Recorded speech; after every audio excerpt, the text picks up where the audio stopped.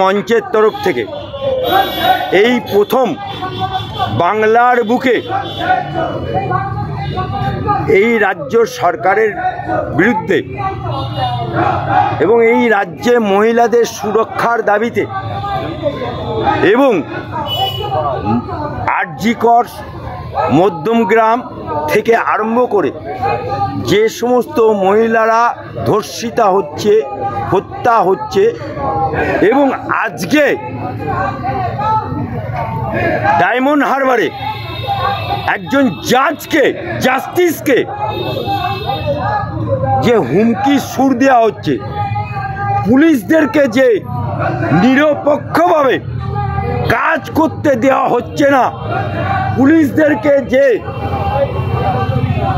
তারা যে ওথ নিয়েছিল চাকরি নেবার সময়, সেই ওথ অনুযায়ী সংবিধান অনুযায়ী তাদেরকে কাজ করতে বাধা দিচ্ছে এবং তাদেরকে বকলমে হাই অথরিটি থেকে ট্রান্সফারের হুমকি দিয়ে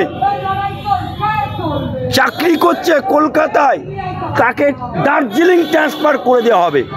এই রকম নানাভাবে বিভিন্নভাবে পুলিশদেরকে নিরপেক্ষতা বজায় করতে দিচ্ছে না, তাদেরকে দলদাসে পরিণত করছে। তার বিরুদ্ধে এবং আজকে বাংলার মা যে কাঁদছে, সেটা জন্যই আমরা, অনেকে বলে মুসলমানরা রাস্তায় নামছে না, মমতা ব্যানার্জি নাকি মুসলমানদের ওপর ডিপেন্ডেবল হয়ে আছে। হ্যাঁ, মুসলমানদের ভোটেই উনি জিতে আছে, তাই মুসলমানরাও আজকে আওয়াজ তুলছে যে ডাক্তার খুন হবে, এরা বসে থাকবে মা, সেটা হয় না। তুমি লক্ষ্মীর ভাণ্ডার দাও বলে তুমি মায়েদেরকে খুন করবে, মায়েদেরকে ধর্ষণ করবে, এটা আমরা মেনে নেব না। একজন বাংলার নাগরিক হিসাবে, বাংলার সুনাগরিক হিসাবে আমরা আইনের পথে চলতে দিতে হবে। তাদেরকে বন্ধকতা করলে চলবে না। পুলিশের নিজস্ব সংবিধান অনুযায়ী, আইন অনুযায়ী কাজ করতে দিতে হবে, ফ্রিডম দিতে হবে। এই জায়গাটা আমরা তুলে ধরার চেষ্টা করেছি এবং আরও ইলাবরেটভাবে বলার জন্য উইদিন 7 ডেজের মধ্যে রাজ্যপালজি আমাদেরকে আবার ডাকবেন, কারণ আমাদের পয়েন্টগুলো উনি মনোযোগ সহকারে শুনতে চান এবং মনোযোগ সহকারে এর ব্যবস্থা করতে চান। এবং তার সাথে সাথে আমরা বলেছি যে যদি বাংলার পুলিশকে, কলকাতা পুলিশ আমাদের গর্ব ছিল, আমরা বুক বাজিয়ে বলতাম আমি কলকাতার বাসিন্দা, আমার নিরাপত্তা কলকাতা পুলিশ দেয়। আজকে আমাদের দুঃখের কারণ কলকাতার পুলিশকে আজকে সুপ্রিম কোর্টের অর্ডারে কলকাতা পুলিশকে বাদ দিয়ে সেখানে সেন্ট্রাল ফোর্স দিতে হলো। কেন? কলকাতা পুলিশকে অপারক, কলকাতা পুলিশের কি নির্বোধতা নেই? কলকাতার পুলিশ কি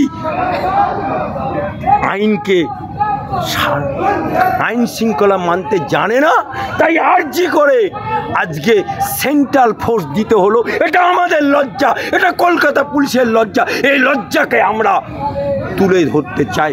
বাংলার মানুষ কলকাতা পুলিশের এই মানহানি, এই নিচে ইনক্রিজের জায়গায় ডিক্রিজ হওয়া, এটা আমরা মেনে নিতে চাই না এই শাসক দলের কাছে। তাই আগামী দিনে আবার আমরা রাজ্যপালের সাথে বসবো এবং ইলাবরেট করে বসে যদি প্রয়োজন হয় 355 ধারা কিভাবে জারি করতে হয় সেটা কেউ না পারুক, মুসলিম রাষ্ট্রীয় মঞ্চ করে দেখাবে। এটুকুই আপনাদের কাছে আবেদন।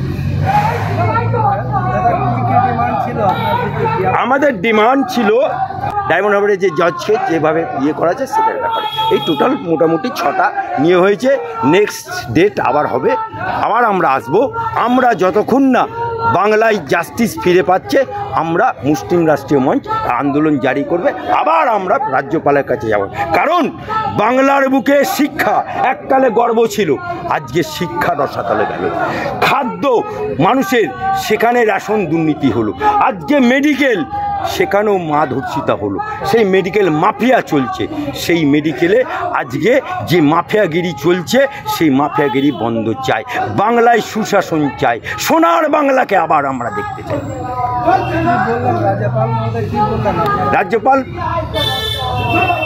নেক্সট আবার একটা ডেটে উনি টাইম দিচ্ছেন, সেই ডেটে ইলাবোরেটলি আলোচনা হবে এবং 355 ধারা জারি হবে কি হবে না, বা উনি সুপারিশ করবেন কি করবেন না, সে ব্যাপারে উনি সেদিনকেই আমাকে বিস্তারিত জানাবেন।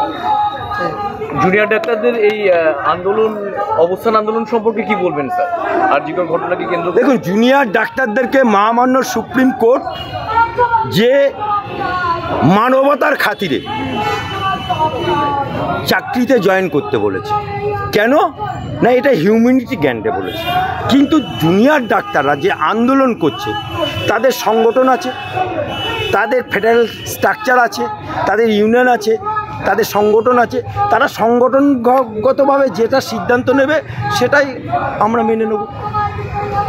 কিন্তু একটা প্রশ্ন তৈরি হচ্ছে যে যেখানে স্টেট পুলিশের উপরে অনারেবল সুপ্রিম কোর্টের ভরসা নেই একটা মেডিকেল কলেজকে প্রোটেক্ট করার স্টেটের মধ্যে, সেই পুলিশ অফিসাররা যদি প্রোটেকশন দেন ডাক্তারদের মেডিকেল সিস্টেমে, তাহলে আবারও তো এই ধরনের অভয়ের মতো ঘটনা ঘটবে। সেই জন্য তারা কিছুতেই এনশিওর্ড হচ্ছে না। তো এই জায়গা থেকে কি বলবেন রাজ্য সরকারের যে এই দৃষ্টিভঙ্গি? দেখুন, একটা জিনিস, আজকে 355 ধারা জারির দাবি অনেকে তুলছে, আমরাও তুলছি, কিন্তু 355 ধারা জারি করার আগে বা ডাক্তারদেরকে প্রোটেকশনের ব্যাপারে এগুলো তো অবশ্যই দরকার, প্রোটেকশন অবশ্যই দরকার। শুধুমাত্র ডাক্তার কেন, সমগ্র বাংলার অধিবাসীদের সুরক্ষা দরকার, বিশেষত নারীদের সুরক্ষা দরকার।